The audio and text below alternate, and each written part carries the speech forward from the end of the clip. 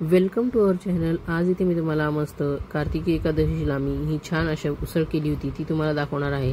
पण आपल्या रेग्युलर उसळपेक्षा ही वेगळी केलेली आहे। तर बघा तुम्ही इथे मी काय काय करते आहे। तर इथे कढई गरम करत ठेवली आहे, त्यामध्ये मी 2 चमचे शेंगदाण्याचं तेल टाकून घेतलेलं आहे। तुम्ही इथे साजूक तूप देखील वापरू शकतात।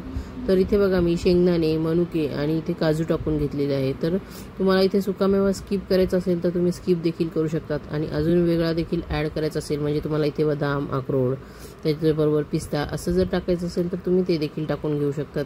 त्यानंतर इथे बघा मी मिरचीचे तुकडे टाकून घेतलेले आहेत, ते देखील या तेलामध्ये चांगल्या पद्धतीने परतवून घेणार आहे।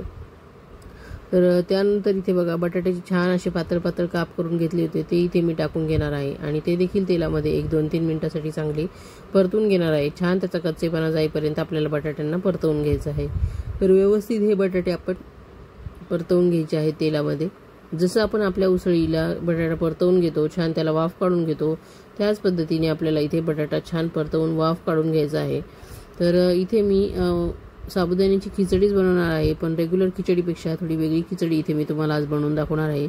त्याचं काय झालं ना, आज साबुदाण्यामध्ये माझ्याकडे थोडंसं जास्त पाणी पडलं आणि साबुदाणा भिजल्यावर थोडासा असा पिचपिचीत झाला, त्यामुळे म्हणलं चला आज आपण अशा पद्धतीने साबुदाण्याची खिचडी बनवूया। तर इथे बघा छान अशी बटाट्याला वाफ काढून घेणार आहे। तर माझ्या पद्धतीने जर तुम्हाला अशा पद्धतीची जर साबुदाणा खिचडी बनवायची असेल तर व्हिडिओ शेवटपर्यंत बघा, कुठेही स्किप करू नका। आणि रेसिपी एकदम साधी सोपीच आहे, अगदी तुम्ही बघितली देखील असेल यूट्यूबवर अनेकदा ही रेसिपी, पण मी आज पहिल्यांदाच बनवती आहे। आणि खरं सांगू का, मलाही वाटलं होतं ही रेसिपी चांगली होती नाही, तर मी देखील ही पहिल्यांदाच करून बघितल्यामुळे पण इतकी सुंदर झाली आहे खाताना म्हणून सांगू। तर इथे बघा त्यानंतर मी थोडीशी मिरेपुडी टाकून घेतलेली आहे आणि इथे मी साबुदाणा टाकून घेतलेला आहे 1 वाटीभर। तर हा साबुदाणा देखील आपण वाफ काढून घेतल्यानंतर बटाट्याला हा इथे टाकून घेणार आहे आणि तो देखील 1 मिनिटभर आपण यामध्ये चांगला परतवून घेणार आहे।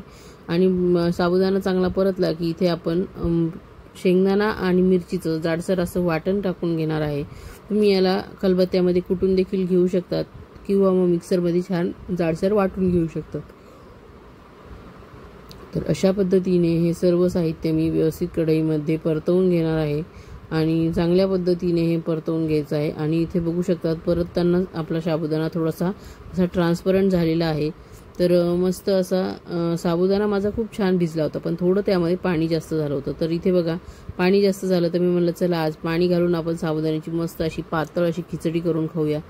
तर तुम्हाला सांगते ही खिचडी मी अनेकदा यूट्यूबवर बघितली होती, पण आज पहिल्यांदा करून बघितली, ते पण माझी चुकी झाल्यामुळे ही रेसिपी करण्याचा योग आलेला आहे।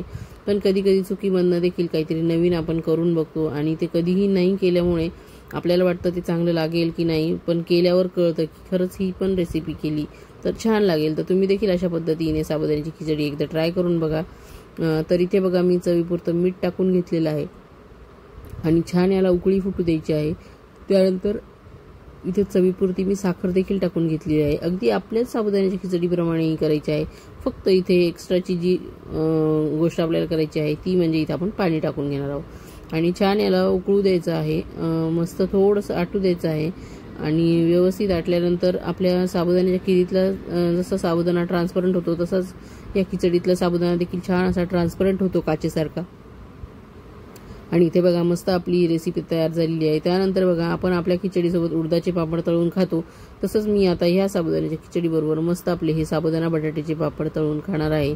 तर हे आपण उन्हाळ्यात केलेले आहेत आणि याचा व्हिडिओ देखील मी अपलोड केलेला आहे, तर याची लिंक देखील मी डिस्क्रिप्शन बॉक्समध्ये देणार आहे।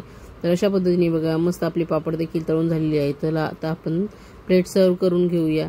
तर मस्त असा पापड तळल्यानंतर इथे आपण ही साबुदाण्याची खिचडी वाढून घेणार आहोत ताटामध्ये।